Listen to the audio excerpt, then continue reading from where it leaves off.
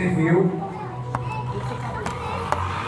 um homem que se tornou discípulo de Jesus Cristo depois que ouviu o apóstolo Paulo falar e depois de muitas pesquisas. Lucas, capítulo de número 24. Eu quero ser breve e rápido, mas quero deixar aqui para os irmãos algumas aplicações desse texto, amém?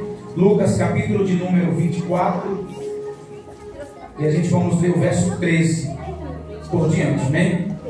Deus abençoe a todos os irmãos que aqui estão, minha retaguarda, no nabo da igreja. Deus abençoe a todos que permanecem orando pela minha vida, amém, irmãos?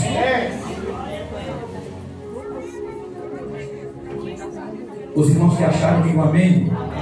Lucas capítulo 24 e verso 13, está escrito assim: E eis que no mesmo dia iam dois deles para uma aldeia que distava de Jerusalém 60 estádios, cujo nome era Emaús.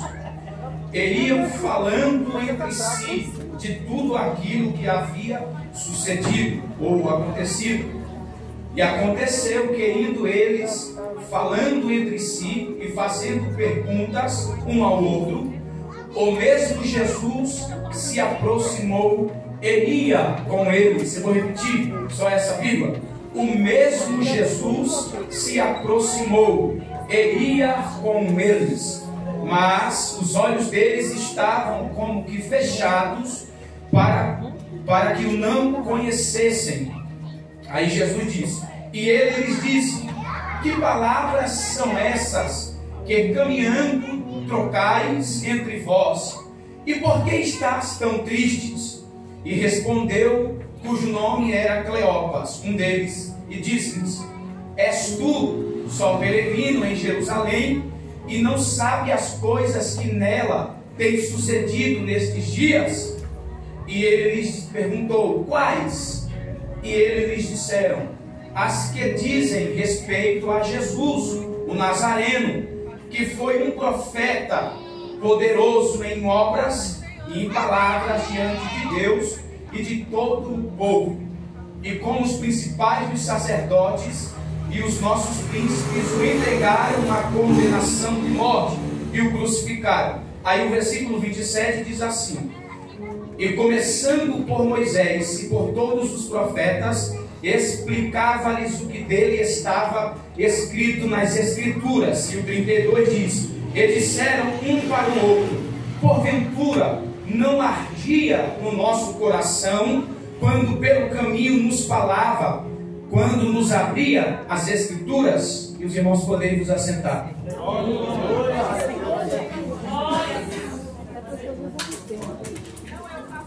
Eu quero fazer mais uma oração, brevemente, sentado. Só curva a sua cabeça, bem. Justo e eterno Deus, meu Pai, diante da Tua presença, Senhor, na Tua casa, aqui estamos todos reunidos, Jesus. O Senhor já tem se feito presente em nosso meio, já sentimos a Tua presença, Senhor, e o Senhor já tem falado, Senhor, com muitos dos que aqui estão, Jesus. O culto ainda não terminou, ainda temos a ceia para celebrar, Jesus, para cear. Meu Deus, a Tua palavra, Senhor, continuará sendo ministrada, Senhor. Mais uma vez eu te peço, continua a falar nos nossos corações de uma maneira simples, Senhor, específica, meu Pai. Toda a glória e toda a honra vai somente para o Senhor, Jesus. Eu me coloco nas Tuas mãos como Teu instrumento, como Teu servo, Jesus. Usa a minha vida, Senhor, para falar com todos que aqui estão. E a igreja diz: Amém. E a igreja diz: Amém. Glória a Deus. Irmãos, eu quero ser breve, rápido, e quero ser específico também. A palavra que o Senhor colocou no meu coração é uma palavra de fácil compreensão, muito simples, a qual o personagem principal, ele sempre foi e sempre será o centro de toda a Bíblia, a saber, Jesus Cristo. Ele é a pessoa central de todo o Evangelho, de todos os 66 livros, do Gênesis ao Apocalipse. E quando falamos acerca da vida de Jesus, quando falamos acerca da pessoa de Jesus, a gente entende, pelo menos eu consigo compreender, eu consigo entender que Jesus, ele foi mais do que um simples homem. Ele é o Filho de Deus, o Verbo encarnado. O evangelista João, discípulo do amor, quando ele escreveu o capítulo 1 de seu evangelho, ele escreve diferente de todos os 3 evangelistas que vai suceder depois, que é Mateus, Marcos e Lucas. Aí tem João, e a maneira pela qual ele escreve, que antecede João, a maneira pela qual ele escreve é uma maneira diferenciada dos 3 evangelistas, porque João escreve a partir de um ponto de vista diferenciado, e na escrita de João, ele começa da seguinte maneira: no princípio era o Verbo, e o Verbo estava com Deus. Olha, pastor Ed Carlos, a maneira pela qual João vai começar a escrever acerca de Jesus. Ele vai escrever a partir de um ponto de vista diferente, mas observe que a concordância dos 4 evangelistas são a mesma: colocar Jesus no centro da história. Colocar Jesus no centro da história. Eu vou falar mais uma vez: colocar Jesus no centro da história. Esse que vos fala, esse que pega o microfone nessa noite e sobe nessa tribuna, é para colocar Jesus no centro da história. Colocar Jesus no centro da história. Eu me lembro agora do apóstolo Paulo, quando ele escreveu dizendo: quando eu fui ter com vós, eu nada quis saber entre vós, a não ser a Jesus Cristo e esse crucificado. Não fui com palavras persuasivas ou de sabedoria humana, mas eu fui no poder do Evangelho, eu fui no poder da cruz, para que a fé de vós, a fé de vocês, não se apoie em conhecimento, nada contra, mas Paulo está dizendo: há algo muito mais profundo que vocês precisam saber, ó atenienses, há algo muito mais profundo. E mesmo Paulo, com todo o seu conhecimento, ele destaca Jesus Cristo. Então os 4 evangelistas, ele também segue na mesma dimensão, colocando Jesus no centro da história, pastor Ed Carlos, no centro da história, apesar que eles estão em pontos de vistas diferenciados, mas se combinam sempre simplesmente porque Jesus é o centro. Quando Jesus é o centro, nada sai da vontade dele. Quando Jesus está no centro, nada muda, porque ele continua sendo o centro. Então os evangelistas veem Jesus em um ponto de vista diferenciado, mas pregam sobre ele, colocam ele no centro. E eu acho interessante a maneira que João começa diferente dos outros. No princípio era o Verbo, e o Verbo estava com Deus, e o Verbo era Deus, e o Verbo se fez carne e habitou entre os homens. Aleluia! Então Jesus revolucionou a história. Jesus revolucionou a história. Bem, sabemos que na escola, quando um professor, principalmente na matéria ou na disciplina de história, quando ele vai relatar uma história, um fato que ocorreu, ele vai dar uma datação, e na expressão da datação desse professor de história, ou de alguém que vai ensinar um fato ocorrido importante na história, ele vai sempre começar assim. Aí ele vai trazer o artigo e vai dizer assim: tantos anos antes de Cristo, tantos anos depois de Cristo. Isso significa: o mundo era um quando Jesus veio, o mundo se tornou outro depois que Jesus morreu na cruz. Isso me implica de dizer: Jesus revolucionou a história. Buda, quando morreu, disse: eu não sou o caminho, mas procure o caminho. Jesus disse: eu sou o caminho, a verdade e a vida. Ninguém vai ao Pai senão por mim.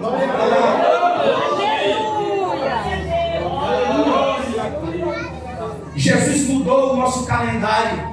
O mundo foi um depois dele, o mundo se tornou outro. Jesus ainda muda histórias. Glória a Deus.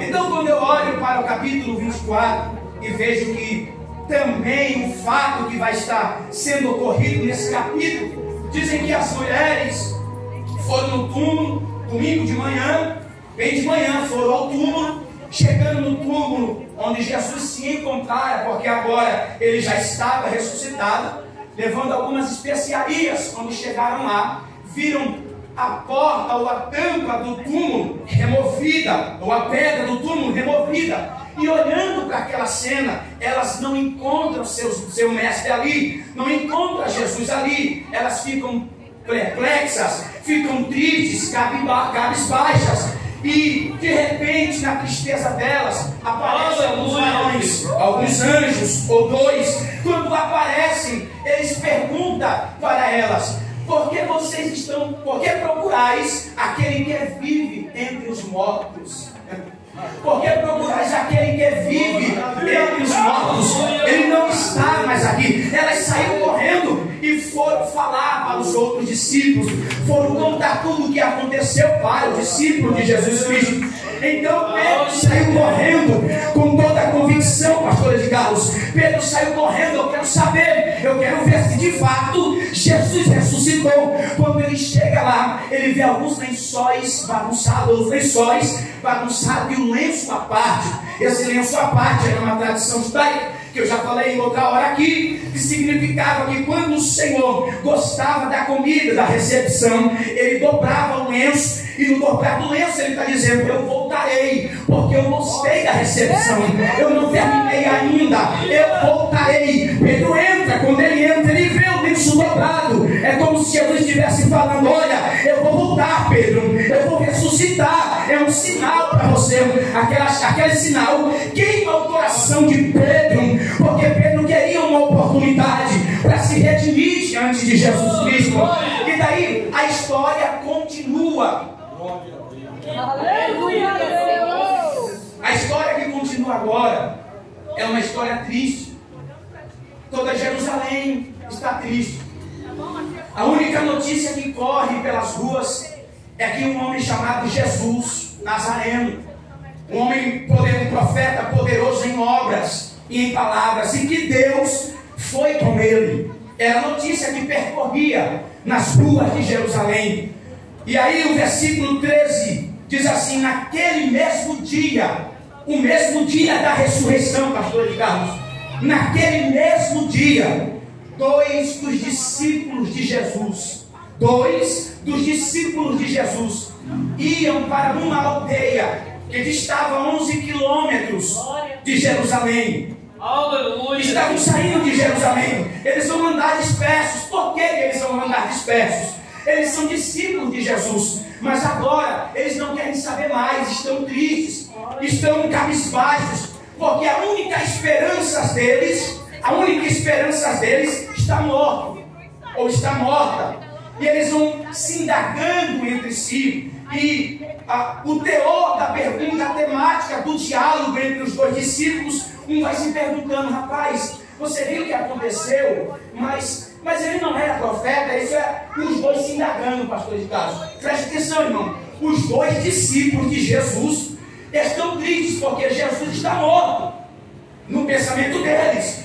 Então eles vão se indagando: vamos sair por aí andando, não adianta mais, acabou, já era. Seria ele que ia redimir Israel, seria ele que ia tirar Tibério do trono, seria ele que ia tirar César, Pôncio Pilatos, Herodes, Anás. Seria ele que ia subir no trono, ia mudar a história de Israel, ia tirar a carga pesada, o jugo pesado, porque eles criaram, pastores de Carlos, uma expectativa neles de que Jesus mudaria a história. Só que Jesus disse para Pôncio Pilatos: o meu reino não é desse mundo, eu não vim para tirar ninguém do trono, o meu reino não é desse mundo. Se o meu reino fosse desse mundo, os meus lutariam por mim.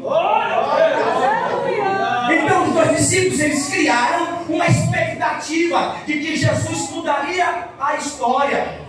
Não podemos criar essa aqui é uma aplicação. Não podemos criar expectativas aonde Jesus não deu esperança. Glória a Deus, aleluia. Glória a Deus. Não podemos criar expectativas aonde Ele não deu esperança. Porque isso aqui não foi Jesus que prometeu para eles. A esperança que Ele deu foi: eu ressuscitarei. Isso sim. Mas os dois discípulos criaram essa expectativa, essa esperança. Aí se perguntando, mas ele não era poderoso em obras? Mas por que aconteceu isso? Deus de fato era com ele.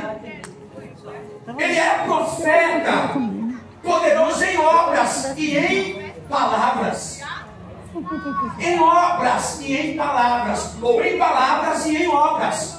Tudo isso aqui eu achei tão interessante, que os dois discípulos, que um deles é Cleópas, está dizendo, ele era poderoso em obras e em palavras. Isso aqui significa que a obra de Jesus, a conduta de Jesus, o caráter de Jesus era paralelo, dava testemunho de suas palavras.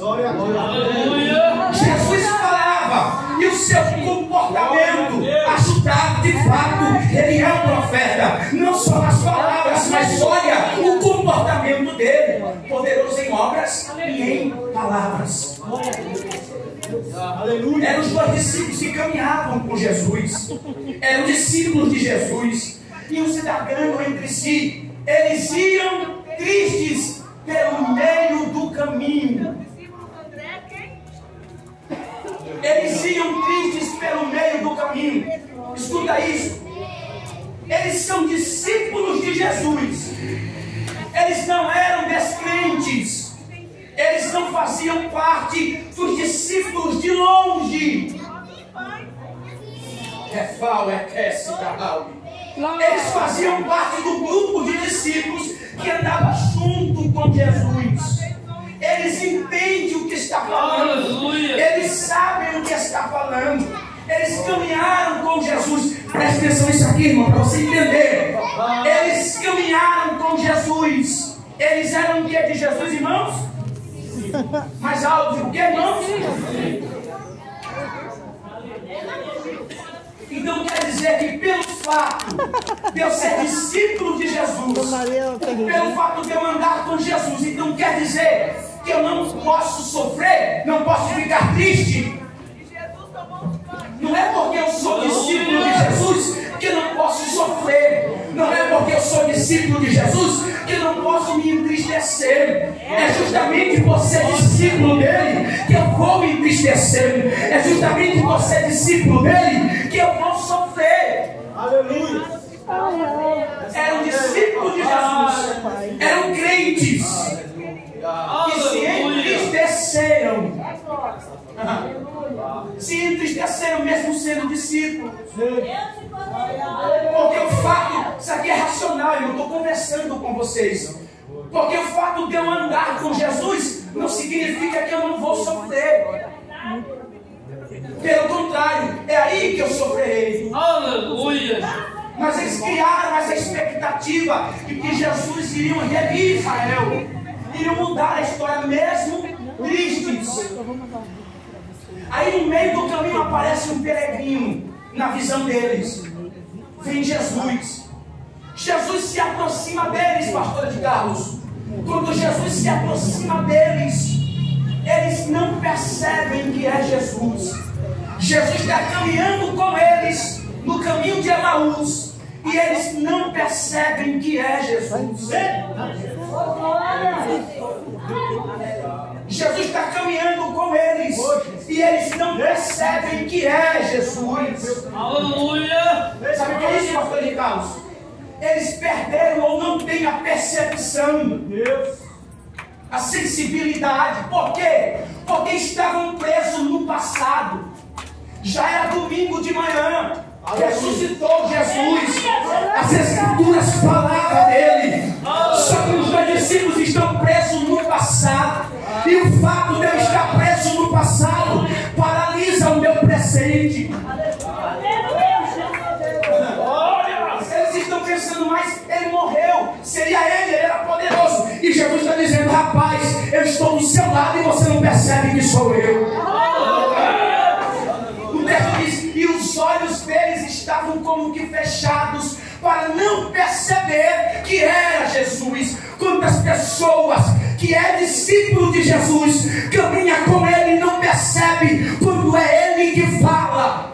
Glória a Deus. Aí Jesus pergunta: quais são as notícias? Porque vocês vão se indagando e perguntando um para o outro. Olha que Jesus fala: e por que vocês estão tristes os vossos semblantes? Por que está triste os vossos semblantes? Jesus percebe que além deles se indagarem, eles ainda estão tristes. Pastor de Carlos, em meio à caminhada, muitas indagações virão. Em meio à caminhada, muitas perguntas virão. Mas não era Deus, mas não era Ele que falou. Por que aconteceu isso? Várias indagações em meio à caminhada surgem. Mas o meu nível de intimidade nas Escrituras, se eu não tiver, eu não percebo o porquê da situação. Aleluia. Aí Jesus diz assim: tem outro. honestos e tardos ou tardios de coração, vocês não compreendem que desde Moisés, os provérbios, os salmos, os profetas falavam dele. Presta atenção, Jesus dá uma aula para ele de soteriologia ou de cristologia. Jesus está dizendo: olha, desde as sombras passadas nas Escrituras, elas falavam ao meu respeito. Vocês não compreendem. Sabe o que é isso, Nando? O perigo de andar do lado de fora. Glória a Deus. Não me deixa conhecê-lo pelo lado de dentro. Meu Deus. Glória a Deus. No meio do caminho, eles iam se indagando. Quantas pessoas estão no meio do caminho se indagando, fazendo perguntas: mas por quê? Aleluia. É quando menos espera é que Jesus aparece. Glória a Deus. Mas eu estou tão preso na situação que eu perco a sensibilidade de conhecer Ele. Aleluia, Espírito Santo. Aleluia. Aí Jesus começa a falar com eles. Quando chega mais à frente, que eles chegam na aldeia. Olha só o texto. E Jesus fazendo que ia mais distante. Jesus não ia, pastor de Carlos. Ele se fez que ia, mas não ia. Por quê? É como se ele falasse assim: me convida, eu quero entrar. Estou indo, eu não vou pedir. Eu estou dizendo: Alessi. O texto diz: e ele fazia que ia. Quando ele se fez que ia, disseram assim: fica conosco, Senhor. Aleluia. Porque já é tarde.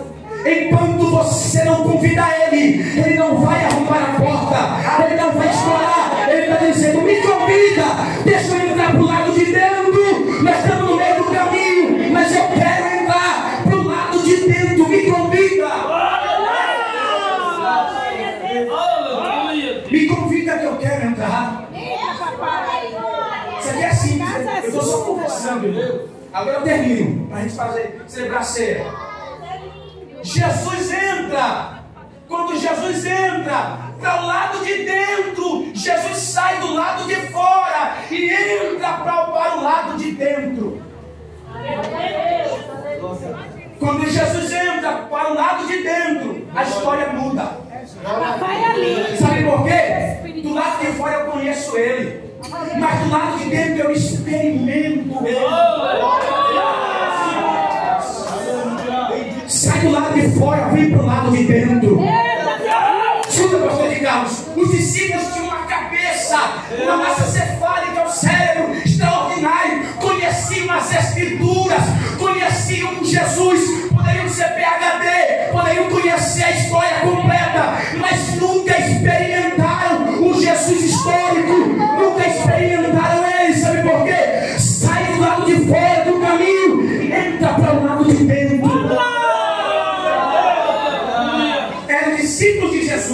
caminhavam com ele, mas não experimentaram definitivamente o poder da graça. Vem para o lado de dentro. Quando ele entra para o lado de dentro, Jesus já explicou tudo o que deveria acontecer. E agora fecha a minha Bíblia. Aleluia. Sabe por que os dois discípulos não perceberam que era Jesus? Pela falta de leitura bíblica. Não conheceram que era Jesus pela falta de leitura bíblica. Porque se tivesse leitura, se eles de fato se envolvessem com a leitura, eles saberiam que Jesus ressuscitou. Aí Jesus entra. Quando Jesus chega e entra para o lado de dentro, Jesus fala assim, ó, é como se Jesus falasse: agora vocês vão experimentar o que eu falei para vocês no meio do caminho. Eu preguei sobre mim mesmo para vocês. Agora vocês vão experimentar do lado de dentro. A gente experimenta coisas extraordinárias. Aí Jesus levanta o plano alto. Quando ele levanta, que ele dá graças, um olha para o outro e como se falasse assim: só tem um que parte o pão desse jeito. Só tem um que parte o pão desse jeito. Só tem um que abençoa o pão desse jeito. Aí um olha para o outro e diz assim: não ardia em nossos corações. Quando no caminho ele falava conosco, só tem um que faz o coração arder. A palavra dele arde. É Jesus, porque a palavra dele ardia em nosso coração e eles somem dali. Aí diz: e na mesma hora desistiram de ir e voltaram para Jerusalém. Jesus vai mudar a rota. Jesus vai mudar a rota. Se a palavra não arder mais em nosso coração, pode ser qualquer coisa menos a palavra dele arde em nosso coração. Eu agradeço a minha oportunidade, amém?